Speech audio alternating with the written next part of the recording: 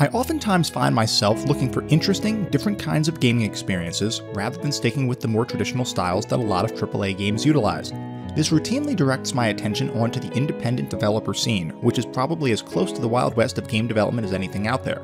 My latest search brought me across a game created for a Myst Game Jam, which was effectively a week-long event where developers tried to create Myst-inspired titles over an extremely compressed timeline.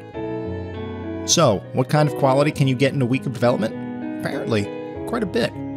Canveus, or Canveus, or however you want to pronounce the name, is a game that drops the player into a world that has been robbed of its color, and your mission is to return color to the land through solving a series of puzzles. The first thing you'll notice about the game is the style, which definitely evokes a coloring book kind of feel.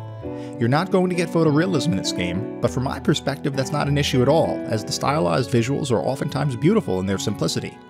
Movement around the game world is accomplished using a very Myst-like approach of click hotspot, transition to new screen, but movement between scenes feels more responsive than what I recall Myst being.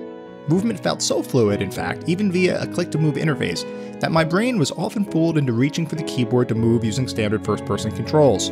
I would have loved if the game gave you the option of actually navigating the world using a more traditional first-person movement scheme, but I can't complain considering the game was made in a week and is available as a free download.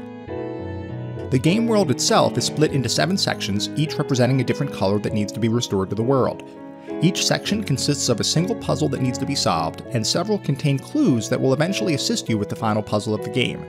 I found myself moving through the puzzles fairly briskly, as none were really too difficult.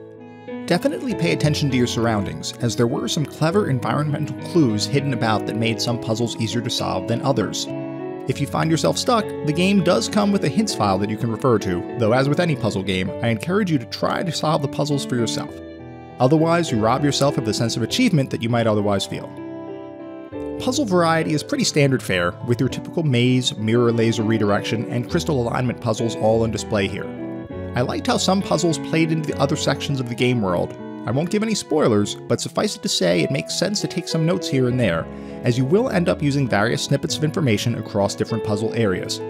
As you might expect, there aren't a huge number of puzzles included, though with a development time of around a week, it's still pretty impressive that the included brain benders are implemented as well as they are. It's hard to rate Canveus in comparison to other games. On one hand, the graphical style is unique and the premise behind the game world is intriguing. On the other, it's a very short game, with only a handful of puzzles and limited, if non-existent, replay value.